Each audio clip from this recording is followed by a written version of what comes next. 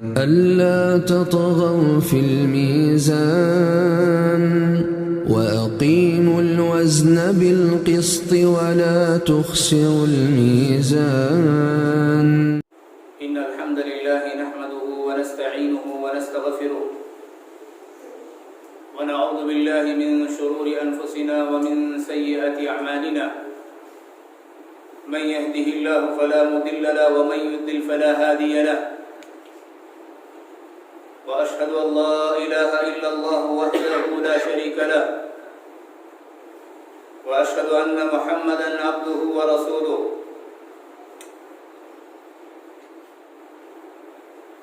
يا أيها الذين آمنوا اتقوا الله حق تقاته ولا تموتن إلا وأنتم مسلمون. يا أيها الناس اتقوا ربكم الذي خلقكم من نفس واحدة وخلق منها زوجها وبث منهما رجالا كثيرا ونساء. واتقوا الله الذي تساءلون به والأرحام إن الله كان عليكم رقيبا. يا أيها الذين آمنوا اتقوا الله وقولوا قولا سديدا يصلح لكم أعمالكم ويغفر لكم ذنوبكم ومن يطع الله ورسوله فقد فاز فوزا عظيما. أما بعد فإن خير الحديث كتاب الله وخير الهدي هدي محمد صلى الله عليه وسلم وشر الأمور محدثاتها وكل محدثة بدعة وكل بدعة ضلالة وكل ضلالة في النار. أعوذ بالله السميع العليم من الشيطان الرجيم من همزه ونفخه ونفثه. بسم الله الرحمن الرحيم. قاف والقرآن المجيد بل عجبوا أن جاءهم منذر منهم فقال الكافرون هذا شيء عجيب أإذا متنا وكنا ترابا ذلك رجع بعيد قد علمنا ما تنقص الأرض منهم وعندنا كتاب حفيظ بل كذبوا بالحق لما جاءهم فهم في أمر مريج أفلم ينظروا إلى السماء فوقهم كيف بنيناها وزيناها وما لها من فروج والأرض مددناها وألقينا فيها رواسي وأنبتنا فيها من كل زوج بهيج تبصرة وذكرى لكل عبد منيب. وقال الله سبحانه وتعالى أعوذ بالله من الشيطان الرجيم بسم الله الرحمن الرحيم. كتاب أنزلناه إليك لتخرج الناس من الظلمات إلى النور بإذن ربهم إلى صراط العزيز الحميد.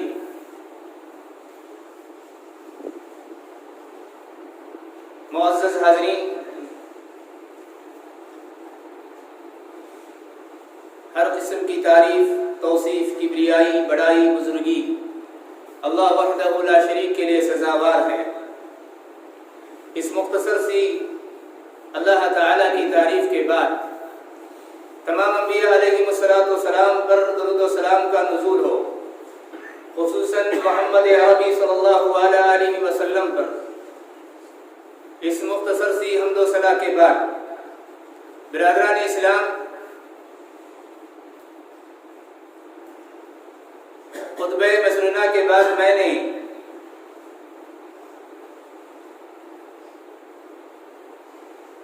سورہ ابراہیم کی ایک آیت کریمہ تلاوت کی ہے۔ اسی کی روشنی میں چند باتیں آپ کے سامنے رکھنے کی کوشش کروں گا۔ اللہ تعالیٰ مجھے اور آپ تمام کو کہنے اور سننے سے زیادہ کہی اور سنی ہوئی باتوں پر عمل کی سب کو توفیق عطا فرمائے، آمین یا رب العالمین۔ معزز حاضرین،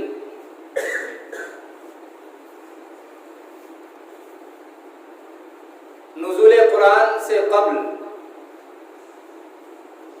عرب کا معاشرہ مذہبی، معاشرتی، اخلاقی اور سیاسی ہر لحاظ سے ظلمت اور جہالت کے اتاہ گہرائیوں میں ڈوبا ہوا تھا۔ شرک اور بدعت اور بت پرستی کا دور دورہ تھا۔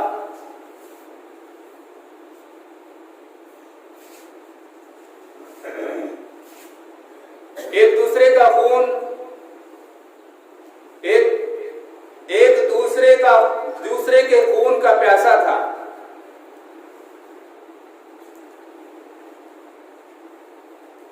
ایک دوسرے کے مال، عزت پر حملہ کرنا عام تھا۔ گر اس طرح کی بہت سے برائیاں ان کے اندر پائی جاتی تھیں،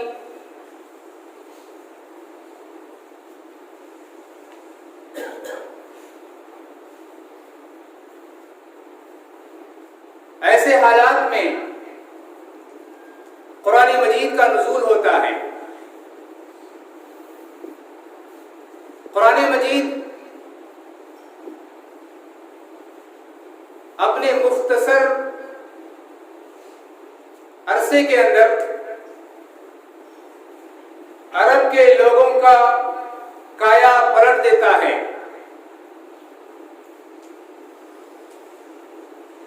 بقول الطاف حسین علی رحمہ اللہ، وہ بجلی کا کڑکا تھا یا صوت ہادی، وہ بجلی کا کڑکا تھا یا صوت ہادی، عرب کی زمین جس نے ساری ہلا دی۔ انسانی زندگی پر قرآنی تعلیمات کا کیسے اثر ہوتا ہے، میں چند باتیں، چند واقعات آپ کے سامنے رکھنے کی کوشش کروں گا تاکہ ہمیں یہ معلوم ہو جس دور میں، جن حالات میں قرآن نازل ہوا تھا، ان کے حالات کیا تھے، کیسے قرآن مجید کی تعلیمات نے انہیں بدل کر کے رکھ دیا۔ ہم چند واقعات سے اندازہ لگائیں گے انسانی زندگی پر قرآنی تعلیمات کا اثر کیسے ہوتا ہے اور قرآن مجید کا مقصد کیا ہے، ہم اچھی طرح پہچان لیں گے۔ برادران اسلام،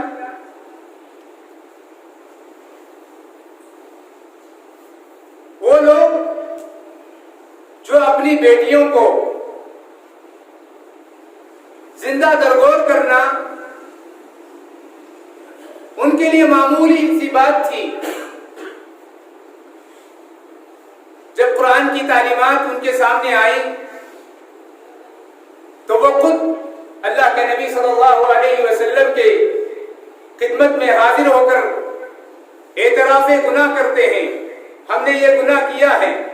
ایک آدمی اللہ کے نبی صلی اللہ علیہ وسلم کی خدمت میں حاضر ہوتا ہے، حاضر ہو کر کے کہتا ہے، اے اللہ کے نبی صلی اللہ علیہ وسلم، میری ایک معصوم سی بیٹی تھی اور وہ مجھ سے بہت زیادہ مانوس تھی، میں اسے بلاتا تو دوڑی دوڑی میرے پاس آتی۔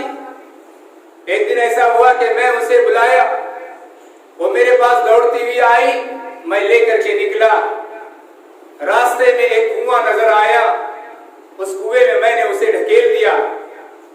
اے اللہ کے نبی، میں جب اسے ڈھکیلا، میری کانوں میں جو اس کی آخری جو آواز میرے کانوں میں گونجی وہ یہ تھی، ہائے ابا، ہائے بابا، ہائے بابا، یعنی اس طرح اس نے آواز لگائی۔ یہ کہنا تھا، اللہ کے نبی صلی اللہ علیہ وسلم کے آنسو بہنے لگے۔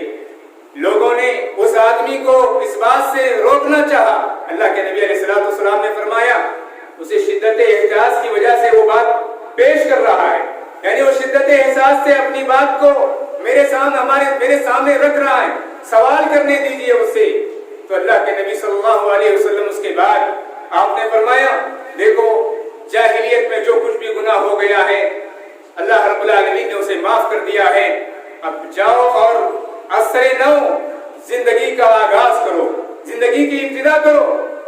تو برادران اسلام، یہ قرآنی تعلیمات کا اثر تو تھا کہ ایسے اپنے بیٹیوں کو زندہ درگور کرنے والے اللہ کے نبی کی خدمت میں حاضر ہو کر کے اعتراف کر کے اپنے گناہوں کی معافی مانگ لیتے ہیں۔ اسی طرح وہ لوگ ایسے تھے مال و دولت کے لٹیرے، مال و دولت کے لیے ایک ڈاکہ ڈالنا ان کا شیوا تھا، ان کی پہچان تھی۔ ایک مرتبہ ایسا ہوا جب قرآن کی تعلیمات ان کے سامنے آئیں،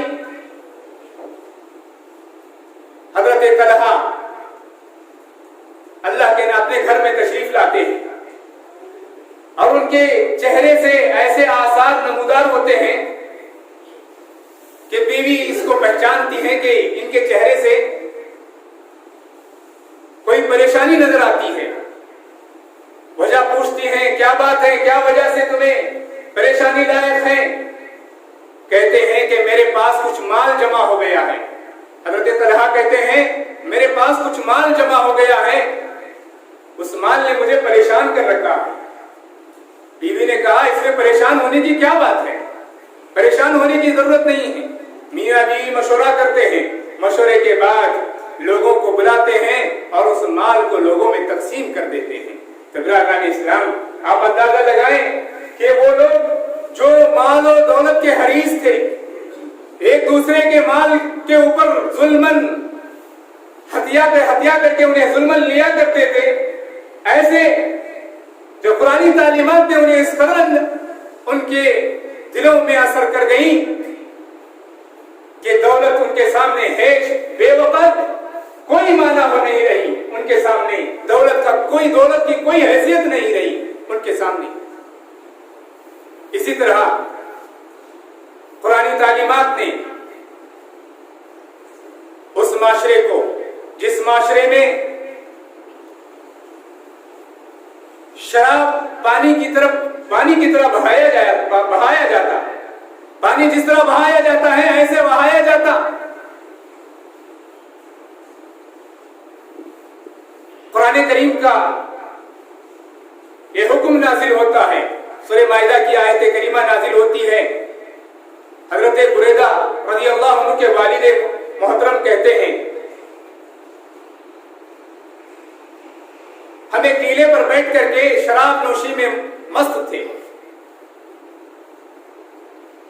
شراب کا دورہ چل رہا تھا، اتنے میں مجھے کسی کام کے لیے اللہ کے نبی صلی اللہ علیہ وسلم کی خدمت میں جانا پڑا۔ میں آپ کی خدمت میں آیا تو اسی وقت قرآن حرمت شراب کی آیت کریمہ نازل ہوئی۔ وہاں سے میں اپنے ساتھیوں کے پاس پلٹ کر کے آیا، ان آیات کی تلاوت فرمائی جو آیتیں شراب کی حرمت میں نازل ہوئی تھی۔ جیسے ہی یہ آواز سننی تھی، ان لوگوں نے، جن لوگوں کے ہاتھ میں، جو لوگ، بعض لوگ ان میں سے ایسے تھے جو شراب پی چکے تھے، بعض لوگ ایسے تھے اپنے پیالوں کو منہ میں لگائے ہوئے تھے، بعض لوگ ایسے تھے ان کے اپنے ہاتھوں میں پکڑے ہوئے تھے۔ جیسے ہی میری آواز ان لوگوں نے سنا، پیالوں کو زمین پر بہا دیا۔ اس کے بعد آخری آیت کریمہ، اللہ رب العالمین نے اس آیت کے آخری ٹکڑے میں فَهَلْ أَنْتُمْ مُنْتَهُونَ، اللہ نے یہ فرمایا فَهَلْ أَنْتُمْ مُنْتَهُونَ، کیا اب بھی تم باز نہیں آؤ گے جوا اور شراب پینے سے، جوا کھیلنے اور شراب پینے سے؟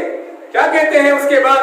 انتہینا یا ربنا، انتہینا یا ربنا، اے ہمارے رب ہم باز آ گئے، ہم باز آئے۔ یہ وہ لوگ تھے شراب میں مست لوگ، قرآنی تعلیمات نے انہیں تبدیل کر کے رکھ دیا۔ اسی طرح یہ وہ لوگ تھے ان کے سامنے بے حیائی اور یعنی معاشرے کے اندر اس قدر عام تھی، عفت و عصمت کا کوئی ان کے اندر نام نہیں تھا، ان کے اندر کوئی تصور ہی نہیں تھا کہ عفت و عصمت کس چیز کا نام ہے، عفت کیا ہے، عفت کیا ہے، حیاداری کیا ہے۔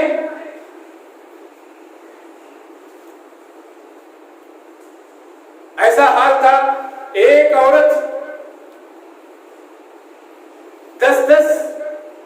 کے ساتھ تعلقات کو اس وقت کے معاشرے میں قانونی نکاح کی حیثیت رکھتا تھا، قانونی حیثیت نکاح رکھتا تھا، وہ نکاح کی حیثیت رکھتا تھا. یعنی ایک عورت اگر 10 مردوں کے ساتھ اپنے تعلقات کو قائم کرتی ہے، ایسے وقت میں قرآن کی تعلیمات نازل ہوتی ہیں.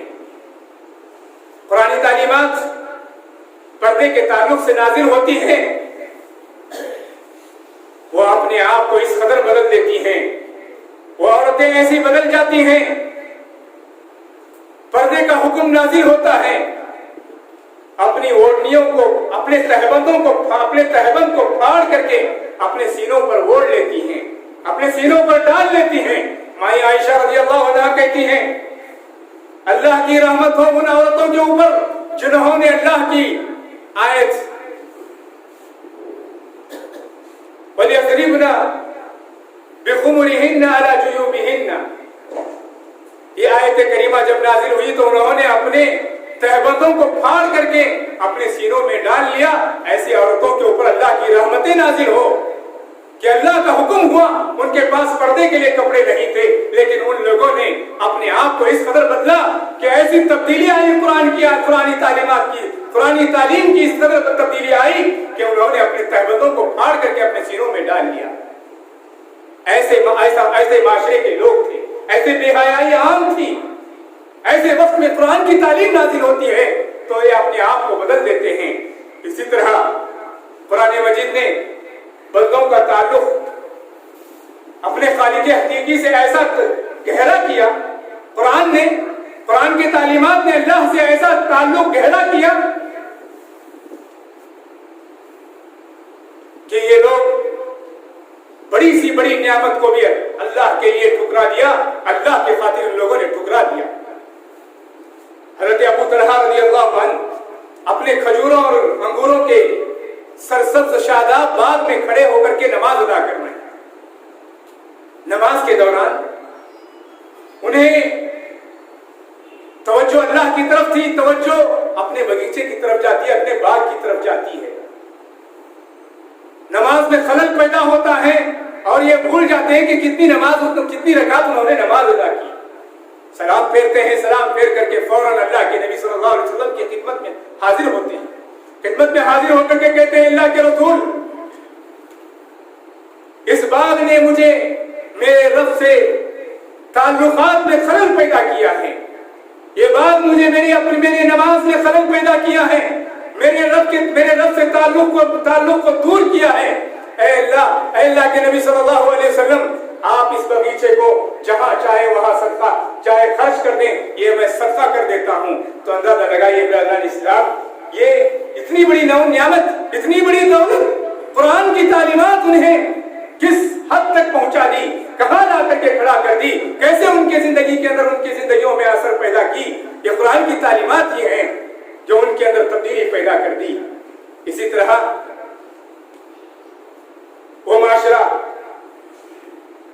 جو آخرت کے خوف سے نہ آشنا، آخرت کیا چیز ہے انہیں نہیں معلوم، آخرت کا ڈر ان کے اندر نہیں تھا، لیکن قرآن تعلیمات نے ان کے اندر ایسا ڈر پیدا کیا، اس قدر خوف، آخرت کا خوف، اللہ کا خوف اور آخرت میں جواب دہی کا خوف ان کے اندر ایسا لایا. قرآن کی تعلیمات نے ایسا پیدا کیا ان کے اندر، آخرت کا ڈر ایسا لایا کہ اپنے آپ کو دنیا میں ہی ان لوگوں نے اپنے نفس کا احتساب، اپنے نفس کی پاکی کو انہوں نے ترجیح دیا. آخرت کے عذاب سے پہلے انہوں نے اپنے آپ کی پاکی کو ترجیح دیا. ماعز بن مالک الاسلمی رضی اللہ عنہ کے بارے میں آتا ہے، آ کر کے کہتے ہیں اللہ کے رسول، مجھ سے گناہ سرزد ہوا ہے، مجھے پاک کیجیے. اللہ کے نبی صلی اللہ علیہ وسلم کچھ سوال کر کے ٹالنا چاہتے، لیکن ماعز بن مالک الاسلمی رضی اللہ عنہ مصر رہتے ہیں کہ اللہ کے نبی مجھ سے گناہ ہوا ہے، مجھے پاک کیجیے. آخرکار اللہ کے نبی یہ فیصلہ صادر کرتے ہیں کہ انہیں سنسار کیا جائے. آخرکار سنسار کیا جاتا ہے. یہ کون سی چیز تھی؟ یہ قرآن کی تعلیمات تو ہی، قرآن کی تعلیمات تو ہی تھی کہ ان کو قرآن کی تعلیمات نے بدل دیا. آخرت کے حساب، آخرت کے خوف سے انہوں نے لرزہ، وہ آخرت کے خوف نے انہیں اپنے آپ کو تبدیل کرنے پر مجبور کر دیا.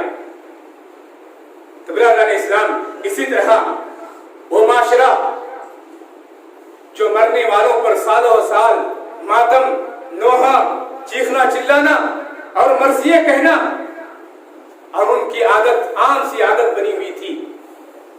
یہ سلسلہ جاری رہتا سالوں تک، لیکن قرآن کی تعلیمات نے انہیں ایسے صبر و ضبط کا انہیں حوصلہ عطا کیا، ایسا صبر انہیں عطا کیا قرآن کی تعلیمات نے کہ وہ اپنے آپ کو صبر و ثبات کا پیکر بن گئے، اپنے آپ کو بنا دیا، صبر کا پیکر بنا دیا اپنے آپ کو. ام عطیہ رضی اللہ عنہا، ان کے بارے میں آتا ہے کہ یہ مدینہ میں تھی.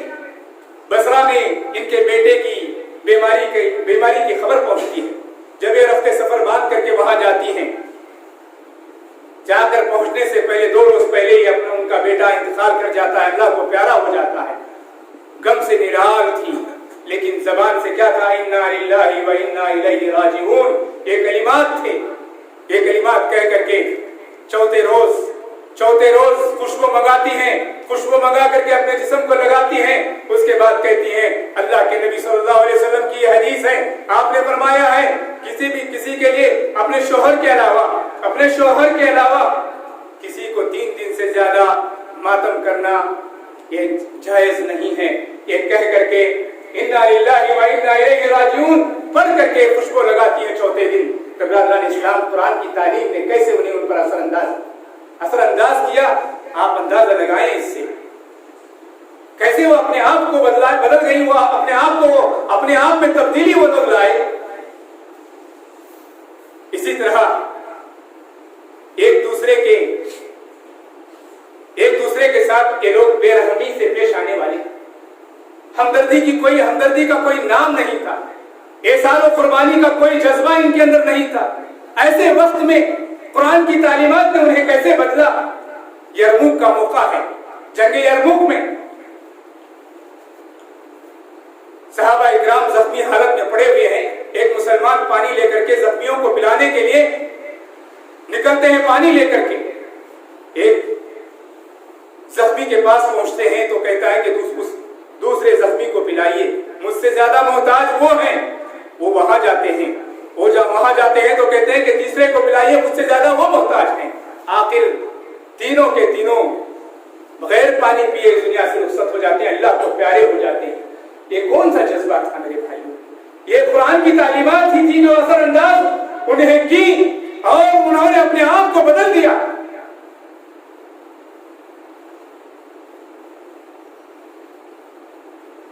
کیسے یہ لوگ عزت و عصمت کے محافظ بن گئے، جبکہ عزت و عصمت کی ان کے اندر نام، اس چیز کی نام نہیں تھی. اس معاشرے کے اندر کوئی عفت کا نام لینے والا نہیں تھا، عصمت کا نام لینے والا نہیں تھا، کسی عورت کی حفاظت کرنے والا کوئی ان کے اندر نہیں تھا. ایسے ماحول میں کیسے وہ عورتوں کے محافظ بن گئے؟ قرآن کی تعلیمات کی وجہ سے. حضرت ابو ہریرہ رضی اللہ عنہ کو دیکھیے، حضرت ابو ہریرہ رضی اللہ عنہ کہتے ہیں ایک مسجد سے ایک عورت نکلی. حضرت ابو ہریرہ رضی اللہ عنہ محسوس کیا کہ یہ عورت خوشبو لگا کر کے آ رہی ہے، باہر نکل رہی ہے. اس کے بعد فوراً گئے، اسے دور سے رکایا، رکیے. اس کے بعد کہتے ہیں کیا تم مسجد سے نکل کر کے آ رہی ہو؟ کہا کہ ہاں. اس کے بعد اللہ کے نبی صلی اللہ علیہ وسلم کی حدیث سناتے ہیں، اللہ رب العالمین اس عورت کی نماز کو قبول نہیں کرتا ہے، اس عورت کی نماز کو قبول نہیں کرتا ہے جو عورت خوشبو لگا کر کے مسجد کو آتی ہے. اس وقت تک اس کی نماز کو اللہ تعالیٰ قبول نہیں کرتا ہے جب تک کہ وہ گھر واپس جا کر کے غسل نہ کر لے. تو اس طرح حضرت ابو ہریرہ رضی اللہ عنہ اس عورت کو روک کر کے اس طرح اللہ کے نبی صلی اللہ علیہ وسلم کی حدیث کو بیان کرتے ہیں. یہ کیا چیز تھی؟ یہ قرآن کی تعلیمات تو تھی جو انہیں بدل کر کے رکھ دی، جو عورتوں کے محافظ بن گئے، عورتوں کی نگران بن گئے. تو برادران اسلام، قرآن کریم اپنی مختصر مدت کے اندر انسانی نفوس کو، انسان کے دلوں کو بدل دیا. ایسے ماحول میں آیا جو ماحول ہر برائی سے لت پت تھا، تمام برائیوں میں ڈوبا ہوا تھا. ایسے ایسے برائیوں میں ایسے حالات میں آ کر کے لوگوں کو بدل دیا. تو برادران اسلام، اللہ رب العالمین نے قرآن مجید کے مقصد کو واضح کرتے ہوئے بیان فرمایا. سورہ ابراہیم کی آیت کریمہ کے اندر قرآن کا مقصد کیا ہے، نازل ہونے کا، قرآن کے نازل ہونے کا مقصد کیا ہے، اللہ رب العالمین کے نازل کرنے کا مقصد کیا ہے. اللہ رب العالمین نے فرمایا کتاب، یہ وہ کتاب ہے، میں اور آپ جس کتاب کو پڑھتے ہیں ہماری مسجدوں میں موجود ہے، یہ کتاب جو ہمارے پاس موجود ہے، ہم اور دن اور رات اس کتاب سے پڑھتے ہیں، مسجدوں میں سنتے ہیں. اس کتاب کے بارے میں اللہ رب العالمین کیا کہہ رہا ہے سنیے، اس کا کیا مقصد ہے دنیا میں نازل کیے جانے کا. اللہ رب العالمین نے فرمایا کتاب انزلناہ، یہ کتاب ہے جسے ہم نے نازل کیا ہے، الیک، اے نبی صلی اللہ علیہ وسلم آپ کی طرف. کیوں نازل کیا ہے؟ لتخرج الناس من الظلمات الى النور، تاکہ آپ لوگوں کو ظلمات سے نکال کر کے اپنے ان کے رب کی توفیق سے انہیں روشنی کی طرف لے آئیں، اس راستے کی طرف لے آئیں جو عزیز اور حمید ہے. اللہ رب العالمین نے اس آیت کریمہ کے اندر قرآن مجید کے مقصد کو بیان کر رہا ہے، نزول کے مقصد کو بیان کر رہا ہے، یہ کیوں نازل کیا گیا. برادران اسلام، اللہ رب العالمین نے فرمایا ظلمات سے نکال کر کے روشنی کی طرف لانے کے لیے، لوگوں کو، دنیا کے تمام لوگوں کو نور، روشنی، ظلمات سے نکال کر کے روشنی کی طرف لانے کے لیے، کفر سے نکال کر کے اسلام کی طرف لانے کے لیے، شرک سے نکال کر کے توحید کی طرف لانے کے لیے، بدعات سے نکال کر کے سنتوں کی طرف لانے کے لیے، برے اخلاق سے نکال کر کے عمدہ اخلاق کی طرف لانے کے لیے، ایک بہترین زندگی گزارنے کے لیے. اور وہ روشنی جو اللہ رب العالمین کی دی ہوئی روشنی ہے، یہ وہ راستہ ہے جو اللہ رب العالمین کی طرف سے نازل کیا ہوا راستہ ہے، اس راستے کی طرف لے لانے والی کتاب ہے. اس مقصد کے خاطر یہ دنیا میں اتاری گئی ہے. برادران اسلام، مجھے اور آپ کو اس قرآن سے سب سے زیادہ تعلق پیدا کرنا ہے، مجھے اور آپ کو سب سے زیادہ ربط پیدا کرنا ہے اس قرآن مجید سے، اور صرف قرات کے حد تک نہیں، پڑھنے کے حد تک نہیں، تلاوت کی حد تک نہیں، بلکہ اس کی معنی، اس کی مفہوم، اس کی تفسیر، اس کی توضیح نبی علیہ الصلوۃ والسلام اور صحابہ اکرام رضوان اللہ علیہم اجمعین سے کیسے ثابت ہے، کس آیت کا کیا معنی اور مطلب مفہوم ہے، کیسے توضیح کی گئی ہے، کیا تفسیر آئی ہوئی ہے. مجھے اور آپ کو مختصر طور پر ہمارے سامنے یہ قرآن ہماری مسجدوں میں موجود ہیں. اپنے گھروں میں کتاب، اس قرآن کو رکھ کر کے، تفسیر کی کتاب کو رکھ کر کے اپنی زندگی میں تبدیلی پیدا کرنے کی ضرورت ہے، اپنی زندگی کو بدلنے کی ضرورت ہے. وہ قرآن ایسے ماحول میں آ کر کے لوگوں کے دلوں کو وہ قرآن بدل دیا. آج بھی وہ قرآن یہی تاثیر رکھتا ہے، اس قرآن کے اندر یہی تاثیر ہے، قیامت تک اس کے اندر یہی تاثیر ہے. قیامت تک آنے والے لوگ اس سے فائدہ اٹھائیں گے اور اپنے آپ کو تبدیل کریں گے. آج ہمیں ضرورت ہے کہ ہم قرآن تو گھروں میں رکھتے ہیں، ہمارے پاس قرآن تو گھروں میں ہے، لیکن واسطہ ہمارا اس سے کبھی کبھی کا ہے، کبھی کبھار کا ہے. ہم یا ہفتے میں ایک بار پڑھ لیا، یا مہینوں میں ایک بار پڑھ لیا، یا سال میں ایک مرتبہ پڑھ لیا، کبھی تلاوت کر لی کسی سورت کی، اتنا ہی تعلق ہمارا اس قرآن سے ہے. لیکن اس سے فائدہ جو اٹھانا چاہیے، مکمل فائدہ حاصل کرنا چاہیے، وہ فائدہ ہم اس سے حاصل نہیں کرتے. برادران اسلام، قرآن کے نزول ہونے کا مقصد کو پہچانو. اللہ رب العالمین اس آیت کریمہ کے اندر کیا کہہ رہا ہے اللہ کے نبی کو؟ نبی صلی اللہ علیہ وسلم اس قرآن کے ذریعے سے لوگوں کو اللہ رب العالمین کی روشنی کی طرف، اسلام کی طرف دعوت دی، توحید کی طرف دعوت دی، شرک اور بدعات سے نکال کر کے، معصیات سے نکال کر کے روشنی کی طرف لے آئے، اسلام کے تعلیمات کی طرف لے آئے، قرآنی تعلیمات کی طرف اللہ کے نبی صلی اللہ علیہ وسلم لوگوں کو لے آئے. اس لیے پہلے قرآن کریم نازل ہوئی ہے. اس لیے برادران اسلام، مجھے اور آپ تمام کو ان واقعات کے ذریعے سے، جو واقعات انسانی زندگی میں کس طرح، قرآنی تعلیمات انسانی زندگی میں کس طرح اثر انداز ہوتی ہیں، اس کو سمجھ کر کے ہمارے اندر بھی، اپنے اندر بھی تبدیلی لانے کی ضرورت ہے. میں رب العالمین سے دعا کرتا ہوں کہ رب العالمین مجھے اور آپ تمام کو صحیح معنوں میں قرآن مجید کے نازل ہونے کے یا نزول کے مقصد کو پہچان کر کے اس سے بھرپور فائدہ اٹھانے کے اللہ تعالیٰ ہم سب کو توفیق عطا فرمائے. اللہ رب العالمین صحیح معنوں میں ہمیں قرآن کا حق ادا کرنے کی توفیق عطا فرمائے، قرآن کے حقوق کو ادا کرنے کی توفیق عطا فرمائے، صحیح معنوں میں اسلام کی